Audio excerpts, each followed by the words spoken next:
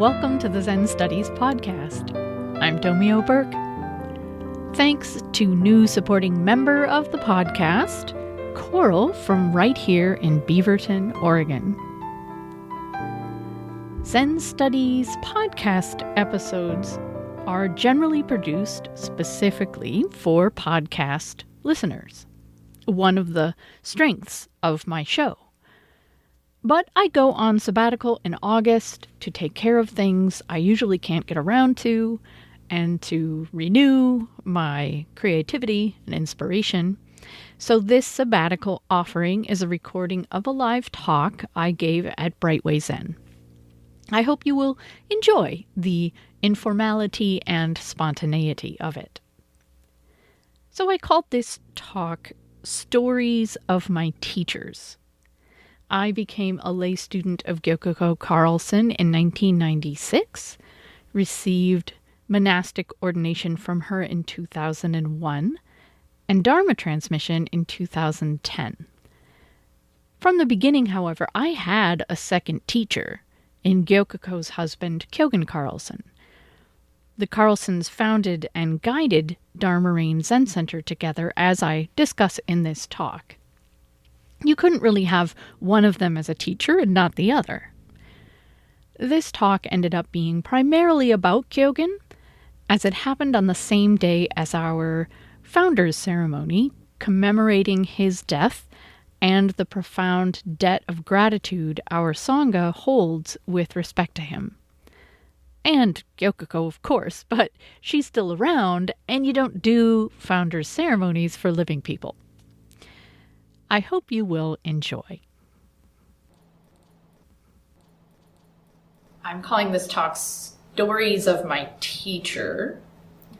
Today was our founders ceremony, if you were here for the chanting service. I have to admit that, when I came up with the title for this talk a couple days ago and I sent it out by email, it feels like a little bit of false advertising, because when I sat down to really pull it together, it's like, I don't really have a good narrative memory.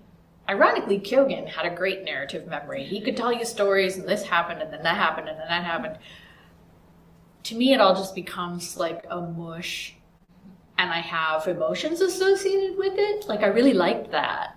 I really felt this way, but I don't really have good stories per se, but I think to some extent, whatever I'm sharing is a narrative of sorts, right? So in a way, it's a story. So very, very briefly, I'm just going to give you an overview of what do we mean by a founder, and why do we do this founder ceremony, and in what sense is Kyogen our founder? Very brief overview of our lineage, because that gives us some context. And then I'll talk more about Kyogen and my teacher Gyokuko specifically. And if you're curious, all of this is on our website. So you can look under, our temple or our community, and then there's our story, and you can just read the history of Way Zen and the history of our lineage and a little bit of biographical stuff about my teachers. So if you want to learn more, it's there. So we have a founders ceremony because Zen Buddhism is a lineage tradition. Many forms of Buddhism are, but in particular, Zen. And in that sense, we see the transmission of the Dharma, of this tradition, as being something that happens person to person. So like teacher to apprentice, and then the apprentice masters it, and then the apprentice goes on to carry it and teaches other people. So it's like we say warm hand to warm hand. So that there's many things that you can learn from a book, you can learn from the teachings, you can practice your meditation, but this tradition that we hold, this rich three-dimensional tradition, is something that you really have to get from other people. So we trace that lineage, and during our usual morning chanting service, we recite that lineage all the way from Shakyamuni Buddha and his students and students in India and China and Japan and America. And some of it's a little mythological, but, much of it is actual historically true. So we always remind ourselves of lineage in gratitude for what we have received. And you don't have to feel a kind of cultish devotion to all of this, but it's a very basic acknowledgement that I wouldn't have been able to come up with this by myself. It wouldn't have occurred to me to be mindful while washing dishes, or go forward and embrace my difficult emotions instead of just trying to kind of get rid of them, or to, there's many things that it never would have occurred to me to do or find, not to mention all the other ways that Sangha relationships support us. So it's gratitude for that. And then, of course, that lineage does come through specific people. So very briefly, our lineage, this current generation of teachers, me and my Dharma siblings, decided to call this the Dharma cloud lineage because both of my teachers, Houn, Kyogen, Houn, Gyokuko, those are their Dharma names. Houn means Dharma cloud. And Roshi Kennett gave them that name. I think that might have even been her, we call it like the Way name, kind of like the family name, of her name as well. So the three of, anything that comes through the three of them, we call like the Dharma cloud lineage. And there's a good, there's a good 10, 12 of us transmitted, actively functioning teachers in this Dharma family, if you will. So it all starts, well, it doesn't start with, but we'll pick up the story with Peggy Kennett, an English woman who, as I mentioned before our service, was trained in the Episcopal Church. That's the English version, right? A classically trained musician. She was an organist. And to some extent, she might have, if they had ordained women in that church, she might have been a minister in that church, but they didn't. She got interested in Buddhism, and she met my Dharma great-grandfather, Kato Chisan, a Japanese Soto Zen priest and monk. She met him in London when he was traveling around on like a missionary tour. And he invited her at some point to go train with him in Japan. So she took him up on the offer, not realizing how actually incredibly unusual and challenging and difficult and awkward this offer actually was. Because, she arrives in Japan. I mean, Sojoji is all men. It's all Japanese men. Like, these monasteries are not open to women, and no Westerners are training there either. I mean, this is a very strict and long tradition. So I can't imagine. I mean, Roshi Kennett was something of a character, but Kato Chisan saw something in her, and she trained. She actually wrote a book called The Wild White Goose about her experiences, it's somewhat fictionalized, but it's very interesting. So she ends up studying with Kato Chisan, having some significant breakthroughs, and learns a lot. And she ends up going through the full empowerment ceremonies that previously women in Japan could only do in private. So in retrospect, we realize that Kato Chisan in some ways used her as a ramrod to open opportunities for women. Because some ways it was easier for him to do that with a Western woman than with a Japanese woman. So that's a cool part of our lineage. But once Kato Chisan died, things in Japan for Roshi Kennett became especially difficult, right? She's kind of being protected by her connection with him. And he was the head of the Soto school for a number of years, so he's a high-ranking priest. So Roshi Kennett came to the U.S. and started teaching about 1967. And in 1970, she founded Shasta Abbey, a monastery which is still down in Shasta, California, in an old hotel. They got an old, not kind of motel kind of campus thing. And in 1972, Gary Carlson, later Kyogen, enters Shasta and was ordained as a monk. And he practiced there for a number of years. And in 1975, my teacher, Andrea Cranky, later Gyokuko, enters Shasta and is also ordained. So they practice there for many years and complete their training and are empowered as priests. And in 1982, they got married with Roshi Kenna's blessing. And they were drawn to working with lay people, and Shasta has priories that are located all over the country. And so they came up to help lead the 2 Oregon priories, which were in Portland and Eugene. And there's still a Portland Buddhist priory. But then in 1986, they split from Shasta for various complicated reasons and founded Dharma Zen Center. And so they founded this, kind of independent from Shasta Abbey, because Shasta Abbey maintains this kind of administrative control over its priories. So this was an independent temple. And I arrived in 1995 there. And when you think about it, Dharma Zen Center wasn't much older than Way Zen is now. So it's still relatively small. And I did this calculation, and the Carlsons were only about 46.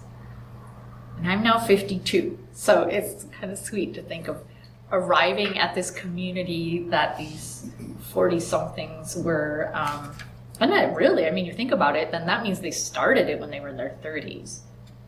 So if you ever find it, if some of the older folks in the Sangha, if you ever find it a little difficult to view me because of my age with full authority, there's precedent for that. So Kyogen and Gyokuko were a team. When I say I'm going to tell stories of my teachers, it's like I can't tell stories of Kyogen without it also kind of applying to Gyokuko, which is kind of neat. You took one maybe formally as a teacher, but you really got both of them. And it established a model which you'll often see repeated at Zen centers where a couple actually runs the Zen center. And it's kind of in some ways it's an ideal situation, because you get twice as much in terms of different ways of expression, different modes, not to mention you have twice as many people to help with the work. So Kyogen mostly did admin and explicit teaching. He gave most of the talks and classes. Later on, seniors did a lot of that too. While Gyokuko anchored the community with meals and a calm and solid presence at the Zen Center. So very early on, they acquired a house where the Zen Center activities were, and a couple people could live, including the Carlsons. So there was always a residential component to it, which is something I would love to have Brightway have someday. Anyway, so when I arrived, the Carlsons were still wearing robes that they made when they were at Shasta. And they were brown and homemade. There's something, I think our lineage has gotten a little fancier. I don't know. But from the very beginning, there's kind of this scruffiness to it, right? You think of this converted motel down in Shasta, and they wore these brown robes, and I don't know if it's, anyway, when they came up here, it was right at the time that all this stuff was going down with the Rajneeshis and stuff like that, so they were kind of trying to set themselves apart. But I just picture, Kyogen was very tall and lanky, and, he'd just be striding across the street from the Dharma house to where the Zendo building was, in this, big floppy brown robe, and he wore those Nike flip-flops. So Kyogen and Gyokuko presented the Dharma, created a temple, and they offered it all with really deep faith and conviction. So it was never about them. And they weren't dogmatic. So they deliberately named their temple Dharma Rain, which comes from a story in the Lotus Sutra, where the Buddha tells a parable, and he says it's like the Dharma is like rain that falls equally on all beings. And, they take up whatever they need. So over here we may have a little flower, over here we may have a tree. They just take up what they need. So that's the model that the Carlsons set up, and that I've tried to continue, of just offering very freely. There's not a sense like, okay, well, here's the program. If you signed up for the program, you really doing it. Like, you take what you need. If all you want to do is come to one talk a year, you are welcome. Like, your presence and your practice is honored. If you want to come every single time and, help volunteer and all that, that's great too. But we try to avoid, suggesting that, oh, you don't, really belong. You're not really doing it. You're not a real Buddhist. So a very open and welcoming model. And you got a sense that they had a very, very clear idea about this lineage tradition, what it was, and they calmly created this practice container for us. So even when they innovated, you got a sense that they weren't making stuff up out of whole cloth. They were taking something from what they had received, and they were maybe finding a new way to offer it, or some way, like they created our term student program, because if you're living in a monastery with people, you get to know them, they get to know you, you butt up against each other, all of this stuff happens, which if you're mostly a lay community, you often don't. You only see people for an hour or two a week, and it's a very kind of special circumstance, so you don't really get to know people. So they came up with this program to get to know people. So where Dharma Rain used to be, now it's up on 82nd Avenue, where it used to be in the Hawthorne district. It had a big, beautiful craftsman house, and somehow, just like total chance, they were able to buy the church building directly across the street. So it was like a perfect setup. They had a residential house, they had a place, and we would sit morning and evening zazen throughout the week in the dining room of this house, which was just dedicated to being a zendo.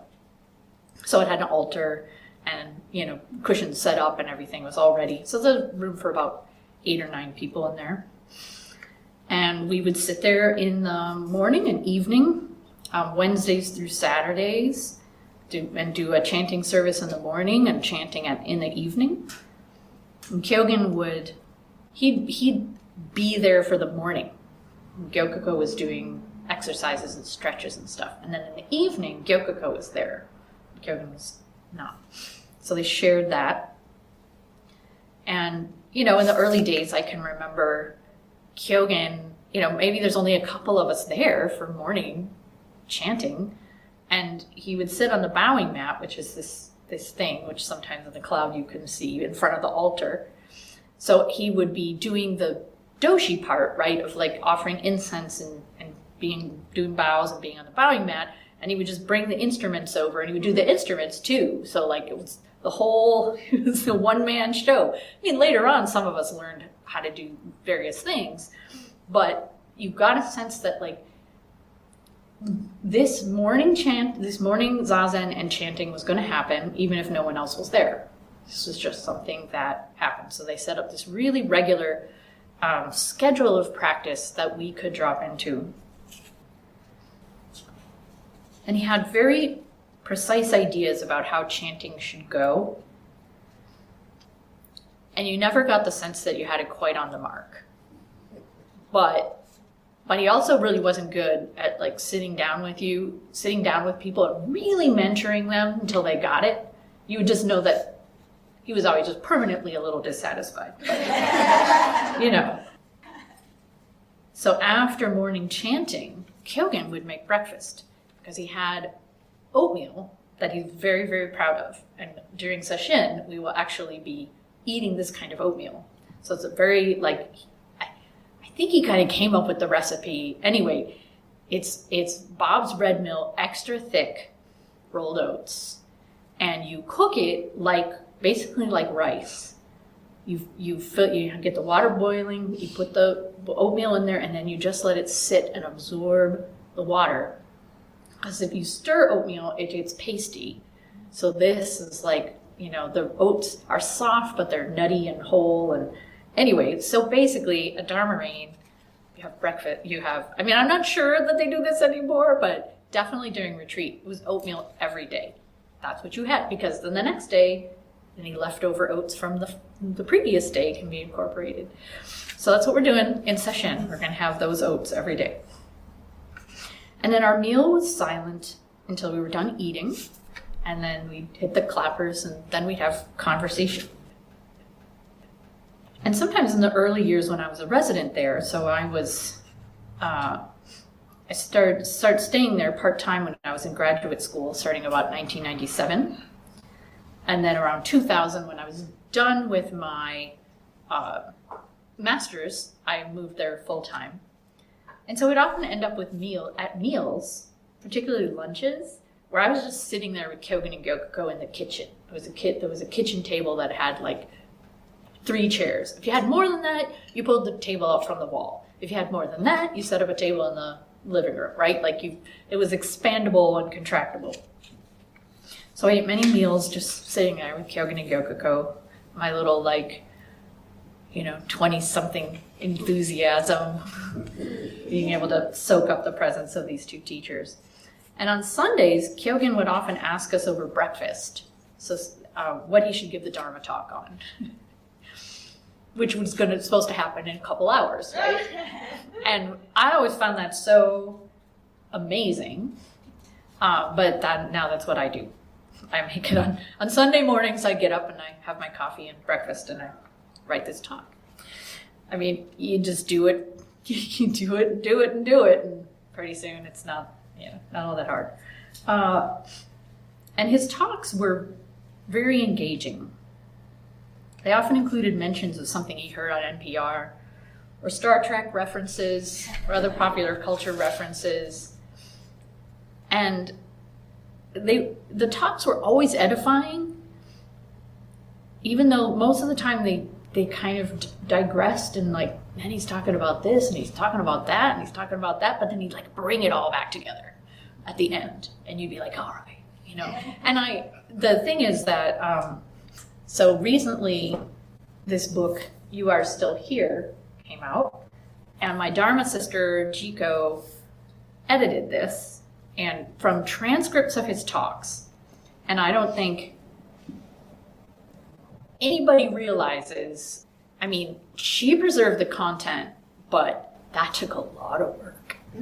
That took a lot of work to take. I mean, if I look at a transcript of my talks, I go, oh my God, I don't want to see that in writing. It's terrible.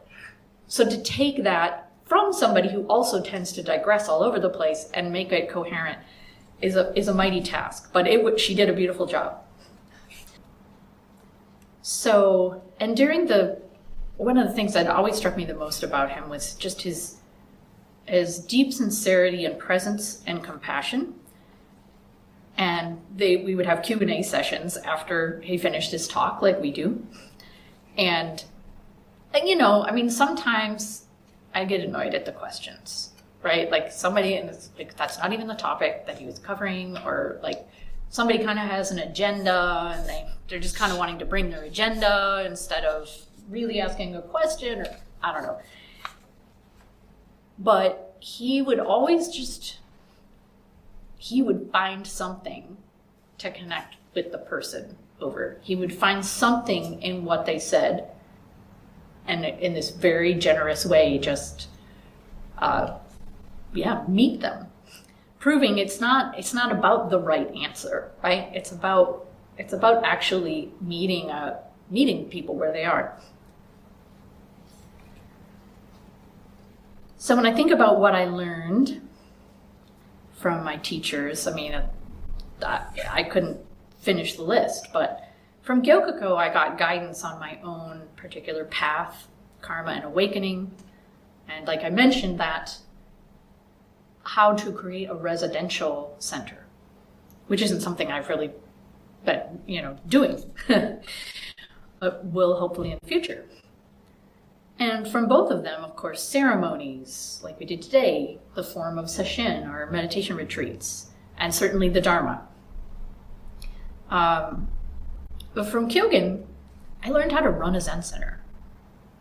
Admin, publicity, membership, databases, computers, schedules, websites, all the details which end up creating a container for practice. So he really had an entrepreneurial spirit, which is why Dharma Rain thrived the way it did. I mean, obviously you have to have the Dharma too. You have to have something really sincere, you have to have the Dharma, but he also had that.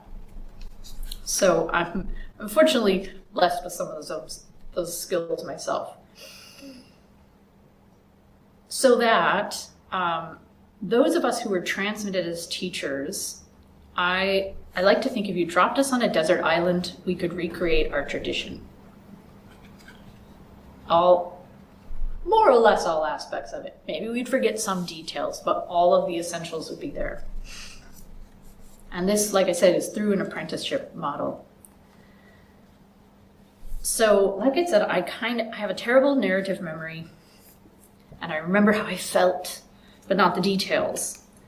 So I just wanted to read a description of Kyogen by Jiko in this book, You Are Still Here. So she says, so Kyogen was her teacher for over 30 years before he passed away in 2014. She says, the relationship between a good teacher and a devoted student is unlike any other. When that relationship takes place in a religious context, it creates a peculiar space in which we are forced to examine and question everything we believe ourselves to be. Every opinion, value, and belief is exposed. If it works, those archetypal roles bring two people together in an unparalleled intimacy. Kyogen sometimes reminded me that he was holding up a mirror to me, that everything I saw in him was a reflection. He often spoke of the relationship between a flawed human being and a perfect Buddha. You see a human being, he would say, and suddenly a Buddha steps forward. Done well in the teacher-student relationship, we are giving ourselves to the reflection, seeking our own perfect nature in relationship with another. The danger is in believing that the reflection is reality, but the reflection must be absorbed. Disappointment inevitably follows such devotion, because in the next moment, the human being steps out of the Buddha. The beloved teacher, the guide, the giver, the leader is suddenly nothing more than an ordinary, imperfect, annoying human being. And human Kyogen most certainly was. He could race a go-kart and then explain a fine point in Dogen's Shobogenzo. He was a runner with bad knees, competitive by nature, and liked to tend a barbecue at potlucks. He got migraine headaches. He was inquisitive and loved gadgets of all kinds. He would interrupt a spiritual interview to show his guest something on his computer. He had a goofy sense of humor, a scholar's memory of Buddhist scripture, and a nerd's love of science. Kyogen loved to travel, loved to watch sports, loved to read. He did not like being fussed over. He had a fine tenor voice. He was often late and usually denied this. So it goes, back and forth, human and Buddha, reflection and reality. I am grateful beyond words that I had so many years in which to swing on this particular seesaw between his attention and his dismissal, casual encounters and formal meetings, institutional rank and love.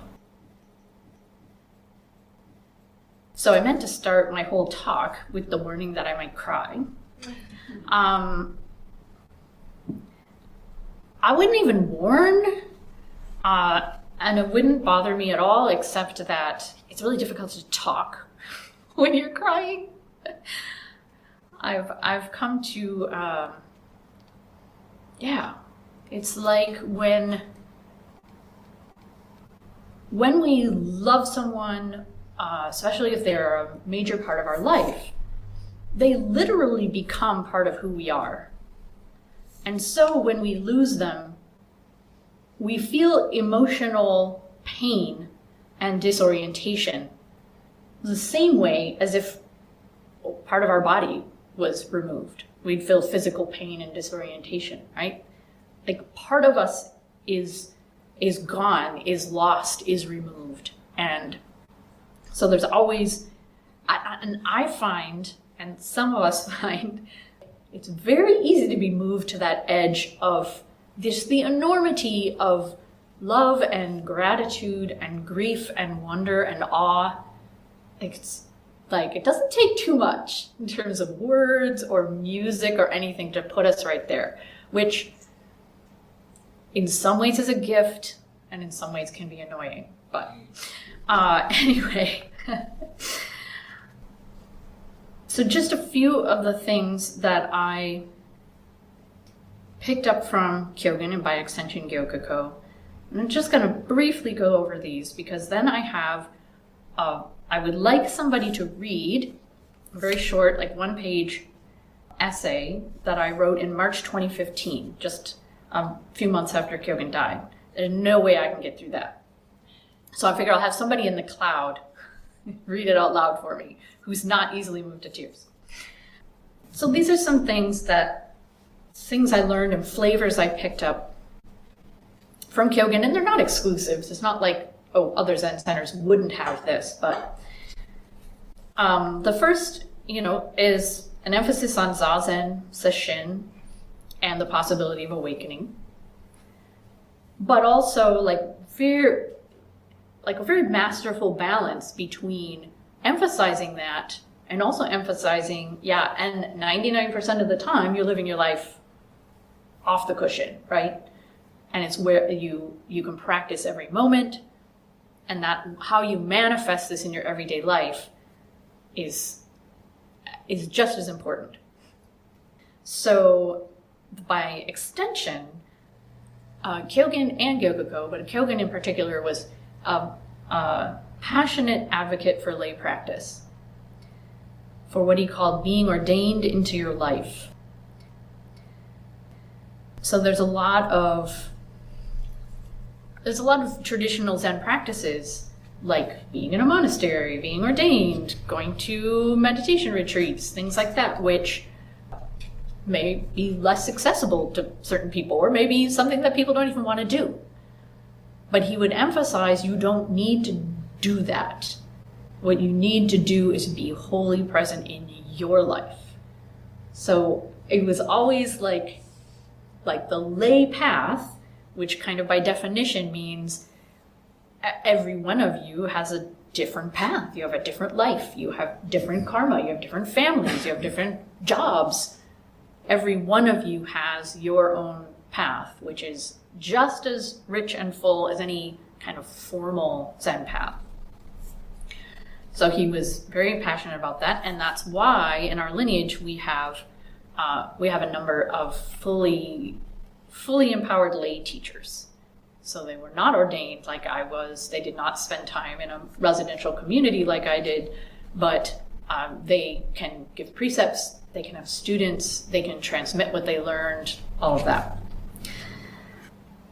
I think he also was he had a very, very flexible mind. So he demonstrated, what you might call tolerance for ambiguity, and or just, I don't know, most of us kind of get stuck in a particular view, and we could approach him with this view, and he just had a masterful way of saying kind of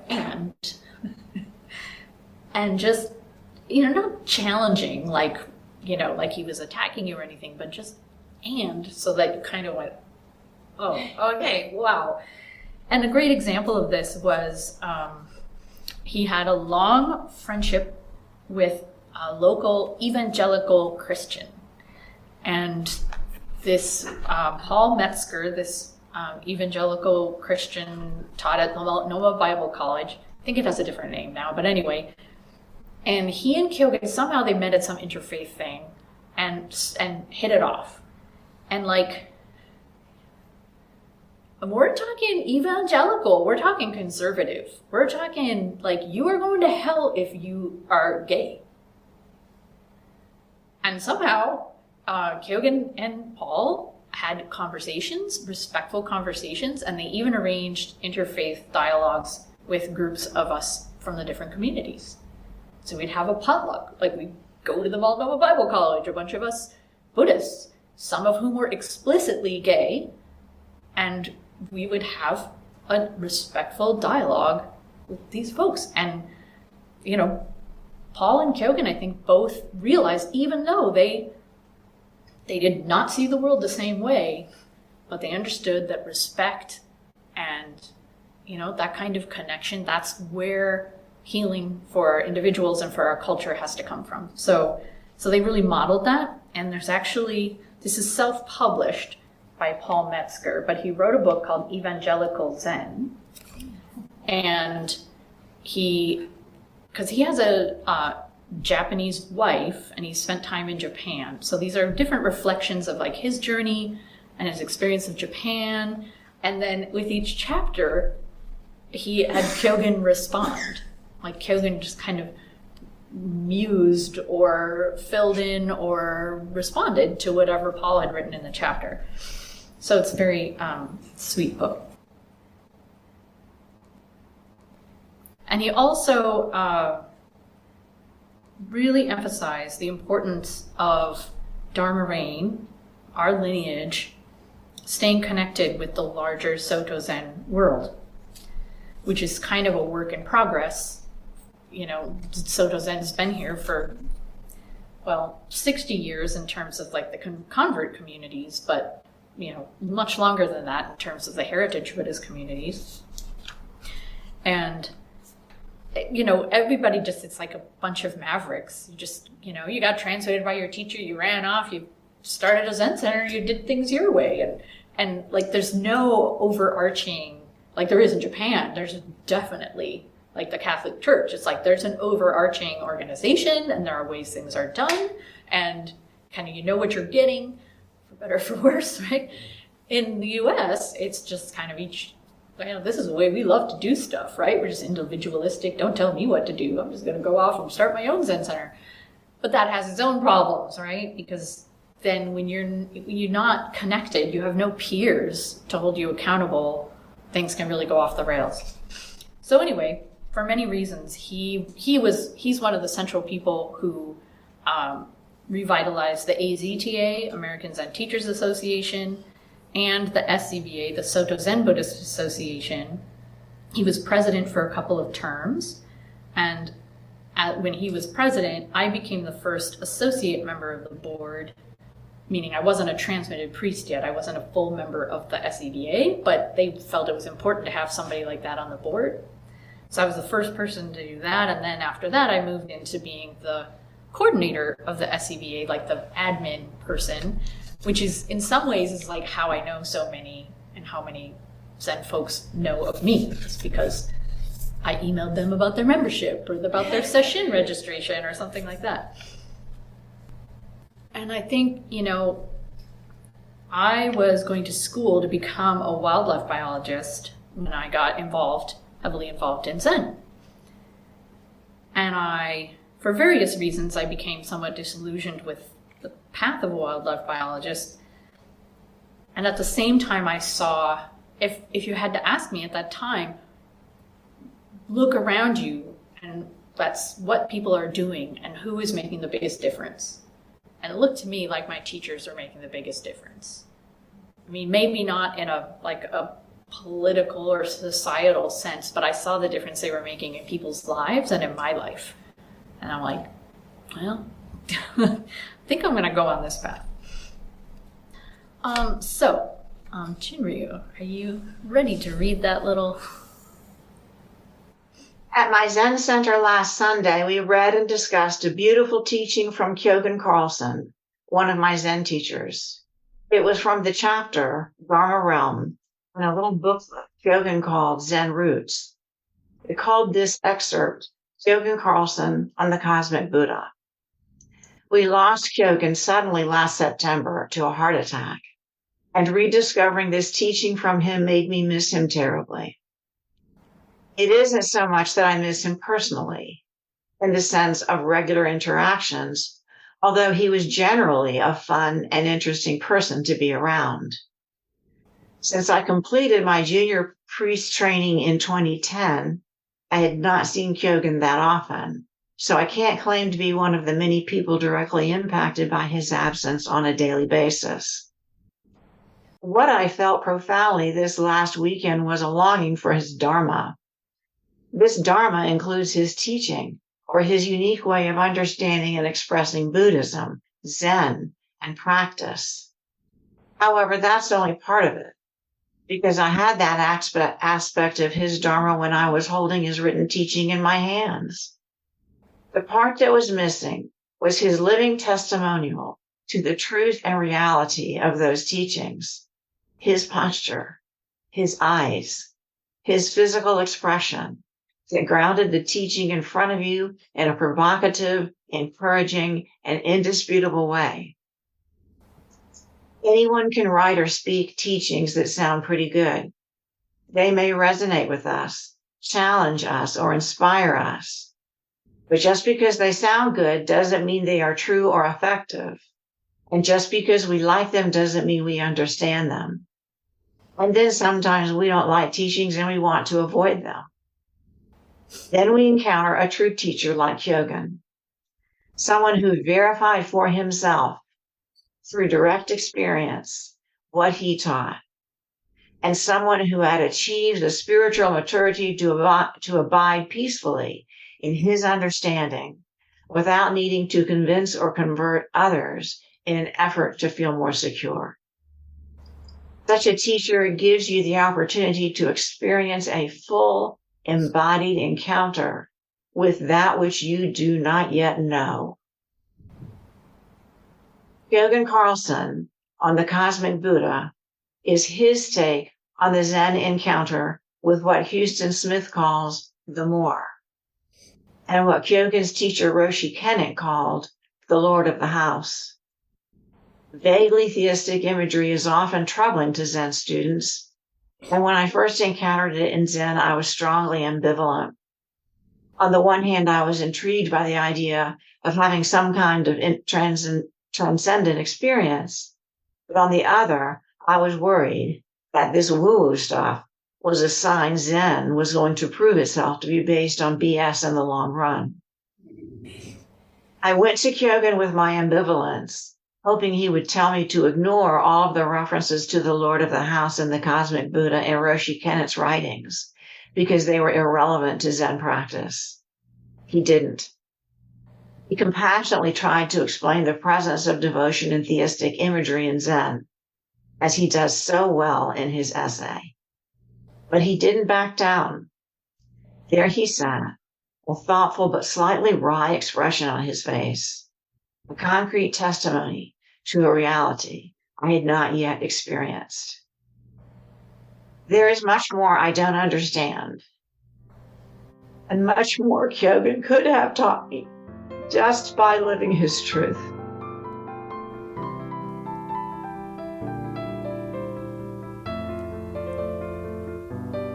That's it for today.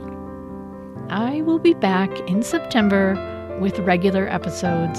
I hope you'll tune in. Thanks for listening.